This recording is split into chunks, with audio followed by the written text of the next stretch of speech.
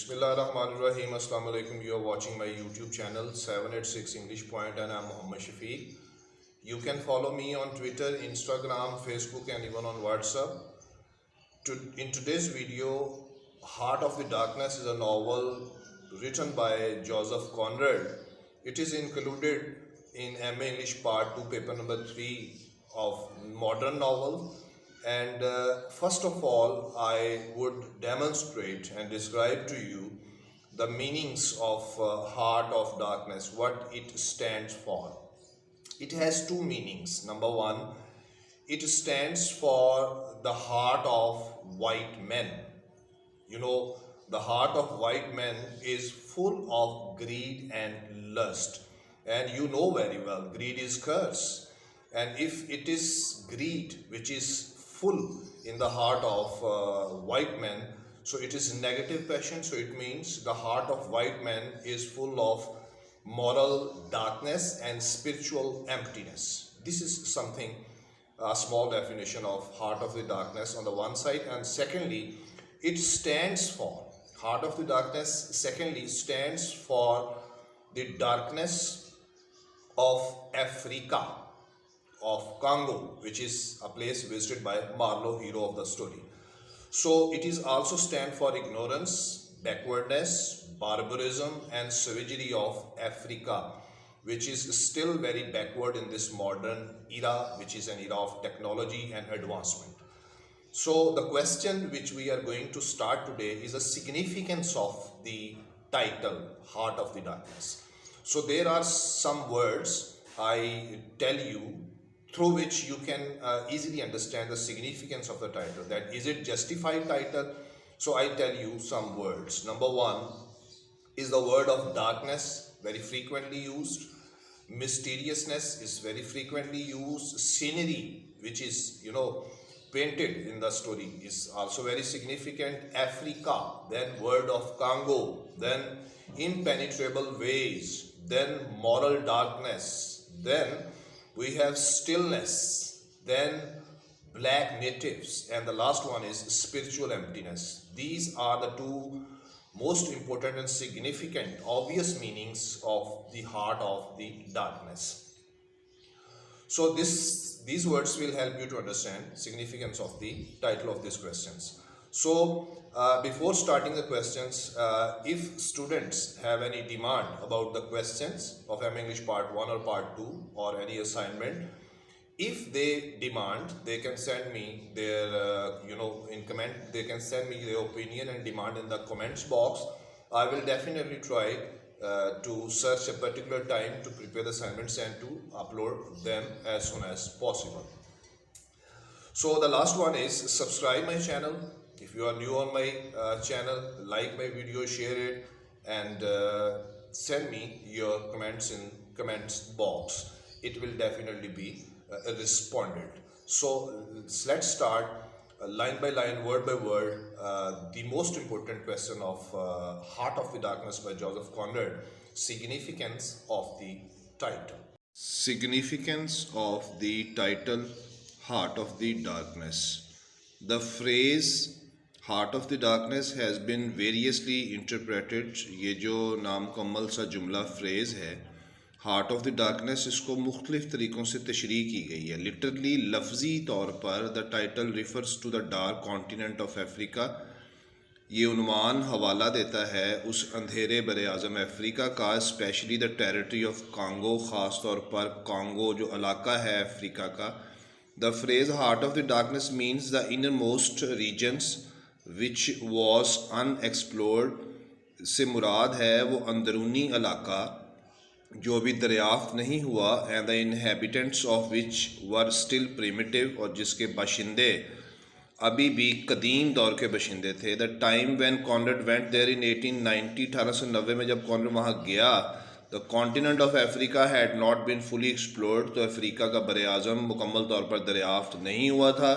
The action of the novel Heart of the Darkness has been placed in the years preceding 1890.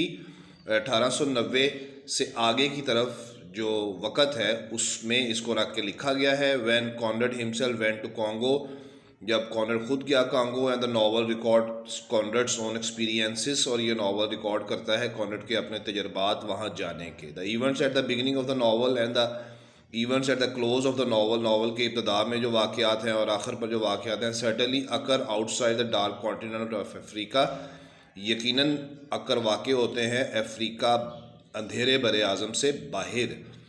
But the major and the most significant events of the story take place in Congo, लेकिन बड़े और अहमियत रखने वाले वाक़यात कहानी के वाक़े होते हैं कांगो में।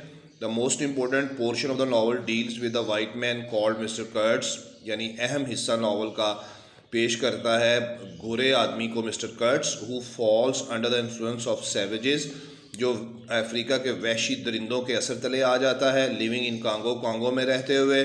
सम other features of the novel to justify the title heart of the darkness, कुछ और भी अनासर नावल के तस्दीक करते हैं इस उन्वान को, हार्ट ऑफ द डार्कनेस। मिसाल के तौर पर the description of the wild scenery, जंगली मनाजर जो बयान किए गए हैं, the thick and the almost impenetrable jungle, वो गहरा और नाकाबिल गुजर जंगल। The pictures of the native not fully visibles to the white man, तस्वीरें उन आबाई लोगों की मुकम्मल तौर पर जो ना नज़र आने वाले थे गोरों को। The natives peep at the intruders, वहाँ के आबाई बाशिंदे पीप झांकते थे एट द इंट्रूडर्स, इन घुसने वाले अंग्रेज़ों को, बिहाइंड द ट्रीज, दरख्तों के पीछे से, इन अ फ्यूरिटिव एंड सस्पिशियस मैनर, बेकार और पुरस्रार और शक वाले अंदाज से। And even attack them occasionally, और कभी कभार जो था उनके ऊपर हमला भी करते थे गोरों के ऊपर। The passages containing description of the wild scenery, वो इक़्तबासात, वो पैराग्राफ जो रखते हैं अपने अंदर तफसील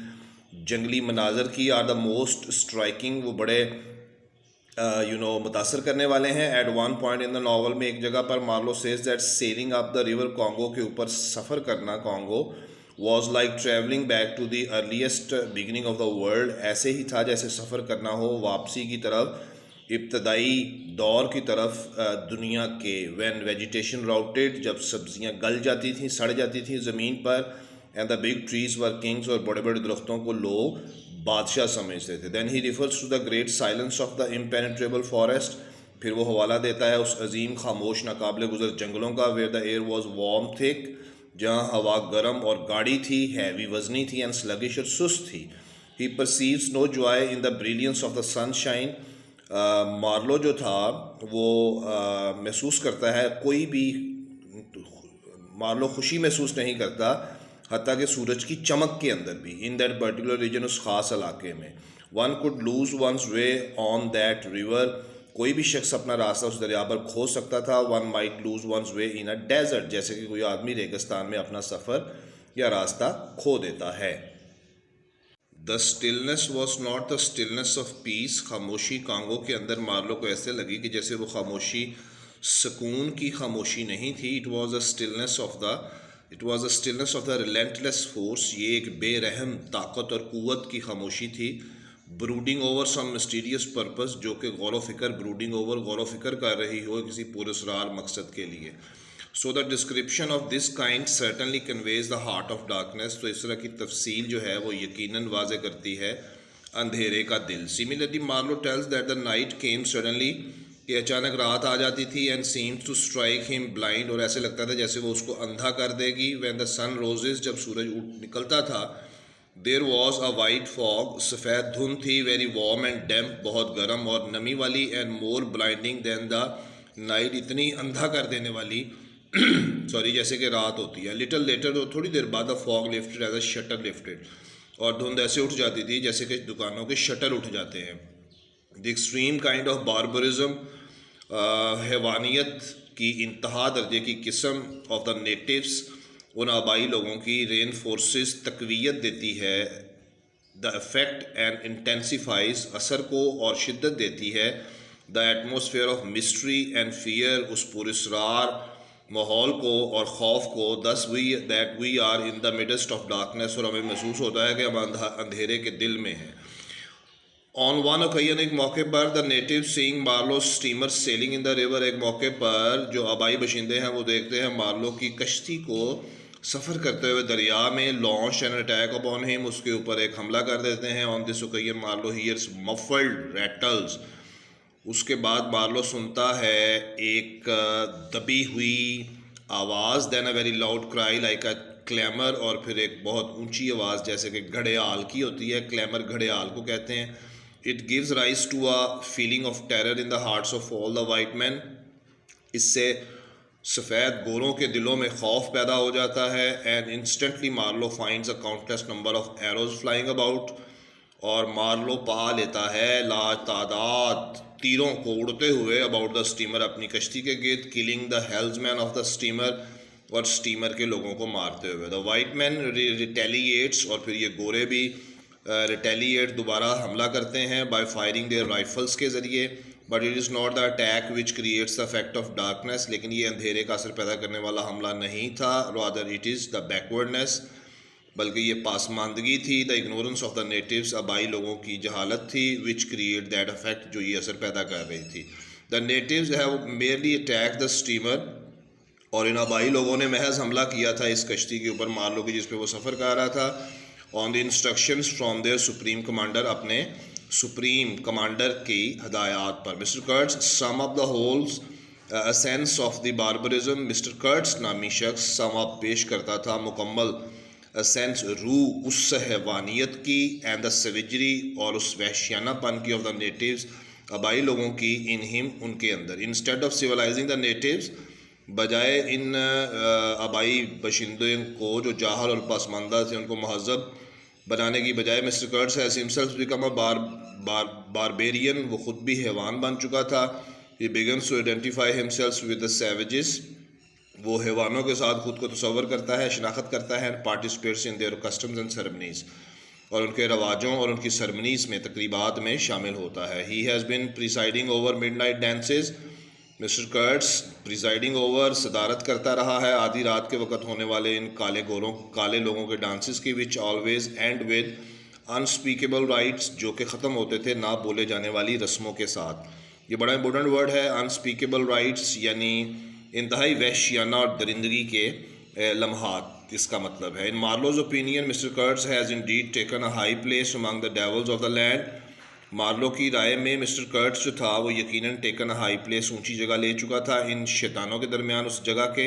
ही has been giving a free outlet to his monsters passions, और वो दे रहा था आउटलेट, नक्कासी, अपने उस जिन नुमा जज्बात को, in the company of the savages, इन वैश्यों की सोबत में। He has been experiencing the abominable satisfaction, और वो मिस्टर कर्ट्स महसूस कर रहा था काबिल नफरत तसल्ली, विदाउट रिस्ट्रेन, बगैर किसी रुकावट के। In short, mister Kurtz has become part of the heart of the darkness, part of the darkness of Congo, Congo के अंधेरे हिस्से का वो हिस्सा बन जाता है। That they have begun to regard him as a man god, और एक इंसानी देवता समझना शुरू हो जाते हैं वहाँ के भाई लोग। Even their chiefs come crawling, हत्ता के कांगो के जो काले हबशी लोग थे, सरदार, वो भी रेंगते हुए आते थे।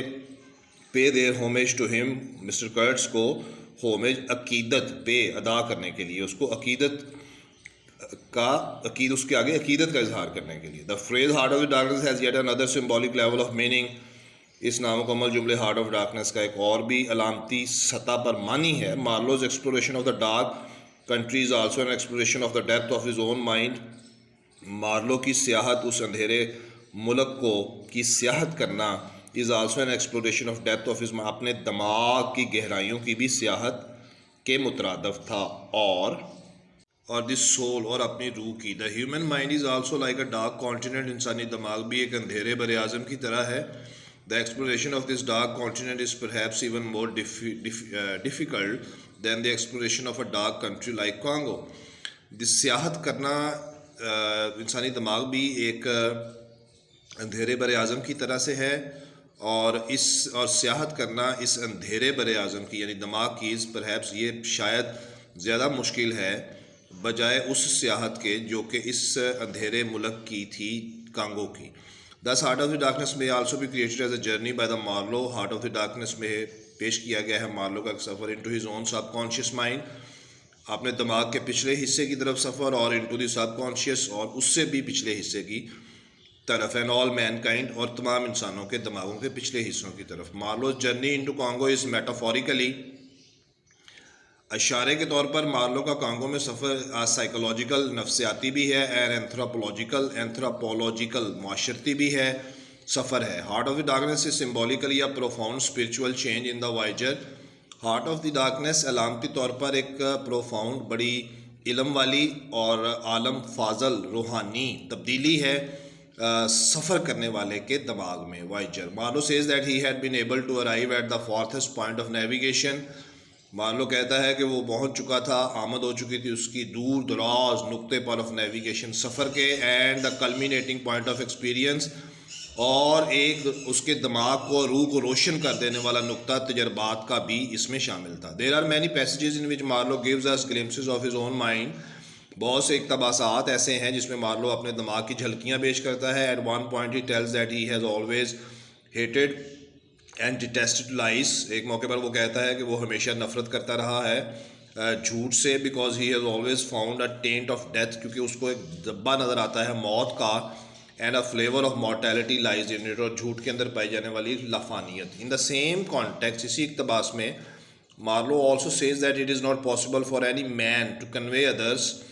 किसी आदमी के लिए ये मुमकिन नहीं कि वो दूसरे आदमी को वाज़े कर सके द लाइफ सेंसेशन, ज़िंदगी के एहसास ऑफ एनी पर्टिकुलर पीरियड, किसी ज़िंदगी के मखसूस दौरानिए के, ऑफ हिज एग्जिस्टेंस, अपने वजूद के। He says we live as we dream alone.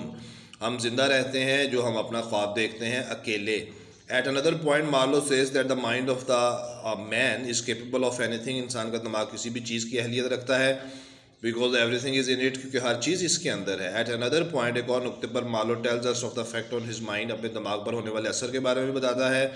Of the savage, उन वैश्यों के मंजर से, ऑफ ह्यूमन स्कल्स, उन इंसानी खोपड़ियों के, हैंगिंग आउटसाइड मिस्टर कर्ट्स रेजिडेंस, जो मिस्टर कर्ट्स की कांगो के अंदर रहायशगाह के बाहर लटकाई गई थी। बाद में Marlow tells us of the effect on his mind, अपने दिमाग पर असर भी बताता है, of mister Kurtz arguments, mister Kurtz की दलीलों का, डिफेंडिंग हिज एक्शन, जिसमें वो अपने अमल का दफा करता है Kurtz, and he also reveals to us, और वो ये भी हमारे सामने बयान खोलता है, the working of his mind, उसके दिमाग का काम करना। When he goes to see mister Kurtz intended, जब वो जाता है मिस्टर कर्ट्स की इंटेंडेड मंगेतर से मिलने। इन दीज केसेस, इन तरह के मामलात में, Marlow tells us not only about his own conscious thoughts, Marlow ना सिर्फ हमारे से अपने शौरी ख्यालात शेयर करता है, but also tries to probe his subconscious mind, बल्कि अपने भी दिमाग के तीसरे हिस्से यानी सब कॉन्शियस में उतरता है। दिस सब conscious mind is also the heart of the darkness. ये तीसरा दिमाग का हिस्सा जो है, ये भी एक अंधेरा बर आज़म है, विच कॉनरेड ट्राइज टू एक्सप्लोर, जिसको कॉनरेड ने दरियाफ्त करने की कोशिश की है, या इसकी सियाहत करने की कोशिश की है। A critic commenting upon the title of the novel, एक क्रिटिक ने तबसरा किया है इसके नावल के उन्वान पर, says that it is the unknown, ये कोई नामालूम चीज़ है, it is the subconscious, ये इंसान के दिमाग का सबसे पिछला हिस्सा है। It is also moral darkness, ये अखलाकी अंधेरा है। इट इज़ द ईवल, ये बुराई है, which swallows of mister Kurtz, जो निगल गई मिस्टर कर्ट्स को। And it is the spiritual emptiness, और ये रूहानी खोखलापन है, which he sees at the centre of existence, जो अपने वजूद के मरकज़ में देखता है। But above all it is mystery, लेकिन सबसे बढ़कर ये एक पुरस्रारियत, एक पहेली है। इट सेल्फ बजाते खुद the mysteriousness of man spiritual life, और इंसान की रूहानी ज़िंदगी की पुरस्रारियत। देखें, कॉन्शियस, सब कॉन्शियस, अनकॉन्शियस और सब कॉन्शियस, इंसान के दिमाग का जो सामने पेशानी वाला हिस्सा होता है, ये कॉन्शियस होता है, और सर के सेंटर में एक पोर्शन होता है इंसान के दिमाग का, उसको कहते हैं अनकॉन्शियस, और फिर गर्दन की पिछली साइड पे, यानी ह्यूमन नेक की बैक साइड पे एक पोर्शन होता है, उसको कहते हैं subconscious. So rest of the assignments of M English part 1 and part 2 are available in the playlist of my channel for the students of M English part 1 and part 2. See you next time in next video. Bye bye.